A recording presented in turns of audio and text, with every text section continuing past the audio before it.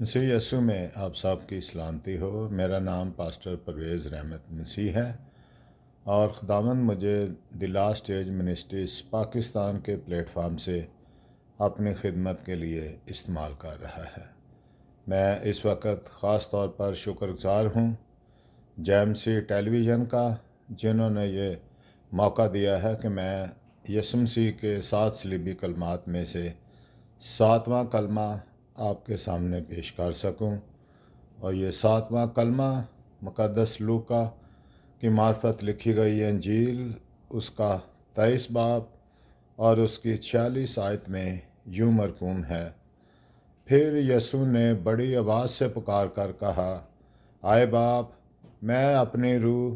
تیرے ہاتھوں میں سونپتا ہوں، اور یہ کہہ کر دم دے دیا۔ خداوند کی برکت اس کے کلام کے پڑھے اور سنے جانے پر ہو، آمین۔ میرے عزیزو، اب تک ہم 6 کلمات خداوند کے مختلف خادموں سے سن چکے ہیں، اور اب ہم 7ویں اور آخری صلیبی کلمات کی طرف آتے ہیں، اور اس میں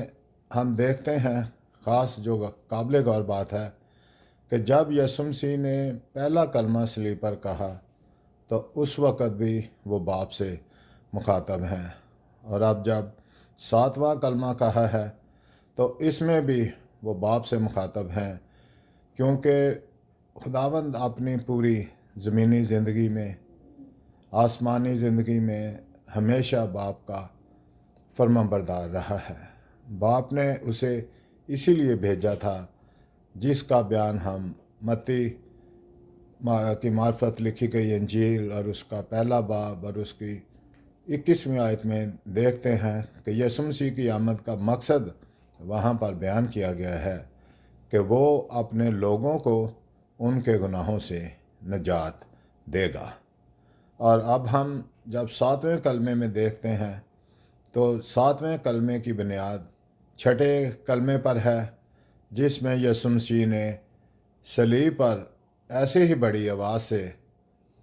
اپنے مشن کا جو ہے وہ اختتام کر دیا کہ تمام ہوا،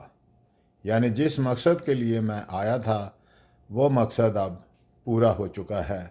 اور اب یسوع مسیح تیار ہے کہ صلیب پر اپنی جان قربان کرے، لیکن اس سے پہلے وہ جس طرح باپ کا تابع دار ہر صورت میں رہا ہے، صلیبی موت میں بھی وہ اپنے باپ کا تابع دار رہا ہے۔ اس نے اس موت میں بھی باپ سے اپنی محبت اور اپنی تابع داری کا پورا جو ہے فرض انجام دیا ہے۔ اس لیے ہمارے لیے جو قابل غور بات ہے کہ جس طرح ہم دیکھتے ہیں کہ پہلا شہید جو استفنس تھا، اس نے بھی اپنی روح کو باپ کے حوالے کیا ہے، اور یسوع مسیح نے بھی اپنے روح کو اپنے باپ کے حوالے کیا ہے۔ اور ہم دیکھتے ہیں کہ اگر ہم یسوع مسیح کی زندگی پر غور کریں تو چاہے وہ رومی فوج تھی، چاہے وہ یہودی تھے، کوئی بھی اس سے جو ہے اس کی جان لے نہیں سکتا تھا۔ جیسا کہ ہم جانتے ہیں کہ اگر ہم یوحنا رسول کی انجیل اس کا 10واں باب اس کی 17ویں اور 18ویں آیت دیکھیں تو اس میں یسوع مسیح نے کہا ہے کہ یسوع مسیح کوئی بھی اس کی زندگی جو ہے وہ چھین نہیں سکتا تھا، اسے لینے کا بھی اختیار ہے اور دینے کا بھی اختیار ہے۔ اور اگر غور کریں تو 7واں کلمہ در حقیقت زبور 31 اور اس کی 5ویں آیت کے الفاظ ہیں۔ جب داؤد مشکل میں تھا تو اس نے بھی اسی طرح جو ہے اپنے آپ کو خدا کے حوالے کیا تھا۔ اسی طرح زبور 31 ہی اور اس کے 14 اور 15 آیت میں بھی جس طرح یسوع مسیح نے اپنا مکمل بھروسہ باپ پر رکھا ہے، استفنس نے، داؤد نے بھی ہمیشہ مشکل وقت میں اپنا بھروسہ خدا پر رکھا ہے۔ میرے عزیزو، صلیب ہی وہ مقام ہے، صلیب میں ہی وہ تحفظ ہے جس میں ہمارے گناہوں کی معافی ہے، ابدی زندگی ہے، اور यीशु मसीह की सलीब, उसकी मसलूबियत ही हमारे ईमान की बुनियाद है। और सलीब का मतलब है कि हमने हर रोज़ अपनी खुदी का इनकार करना है, हमने भी अपनी सलीब जो है वो उठानी है। मेरे अजीज़ों, यीशु मसीह के इन सलीबी कलमात जो उसने सलीब पर हमारे लिए कहे हैं, मेरे और आपके लिए इनकी क्या अहमियत है, मेरे और आपके लिए इससे क्या सबक है कि अगर हम आज भी गुनाह में ज़िंदगी गुजारते हैं तो हम यीशु मसीह को बार बार जो है वो सलीब पर चढ़ाते हैं। डाकू की मिसाल देखें, जो यीशु मसीह के साथ उन दो डाकुओं में से एक था कि उसने भी इकरार किया कि आए खुदावंद, जब तू अपनी बादशाही में आए तो मुझे याद करना। मेरे अजीज़ों, यीशु मसीह की सलीब का, मसलूबियत का हमें फ़ायदा तब ही है जब हम अपने गुनाहों का इकरार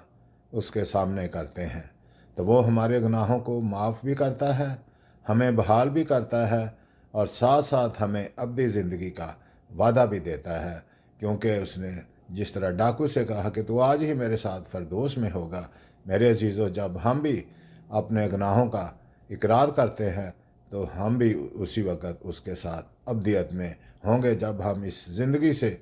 अपनी कूच करके अब्दी रफ़ाकत के लिए उसके पास जाएंगे तो वो वही अब्दी ज़िंदगी है जिसका इकरार हम देखते हैं, जिसका बयान हम अनाजील में देखते हैं। मेरे अजीज़ों, यीशु मसीह ने जिस तरह अपने बाप पर भरोसा किया है, वो जानता है कि जिस तरह मैंने अपनी रूह अपने बाप को दी है, इसी तरह तीसरे दिन वो मुझे मुर्दों में से ज़िंदा कर देगा और मुझे अपने साथ फिर से अपनी रफ़ाकत में बहाल करेगा। जैसे कि छठे कलमे में जब यीशु मसीह ने कहा है कि तमाम हुआ, तो उसकी रफ़ाकत बाप के साथ जो है वो बहाल हो चुकी थी। और अब क्योंकि यीशु मसीह एक मिशन लेकर इस रुए ज़मीन पर आए थे, अब वो मिशन पूरा हो चुका है। अब यीशु मसीह की सारी अज़ियत, सारा दर्द, सारे दुख जो है वो दूर हो चुके हैं और अब टाइम है कि वो इस ज़मीन से रुखसत होकर जिस तरह वो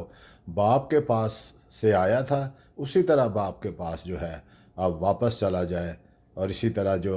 हमारे लिए भी ये मौका है कि पहली बात कि अगर हम अभी तक भी गुनाह में ज़िंदगी बसर कर रहे हैं तो हमारे पास आज बड़ा खूबसूरत मौका है कि हम भी उसके सामने इकरार करें कि आए खुदावंद,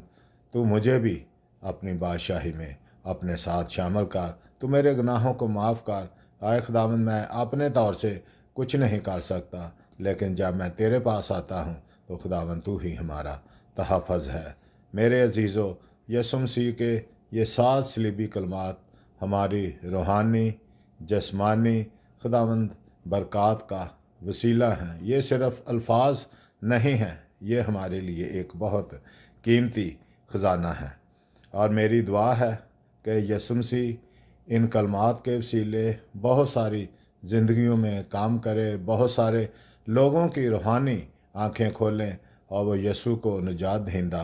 कबूल कर लें, ताकि उसके साथ अब्दी बादशाहत में शरीक होंगे। क्योंकि अगर हमने अभी तक ऐसा नहीं किया तो फिर आज हमारे पास तौबा करने का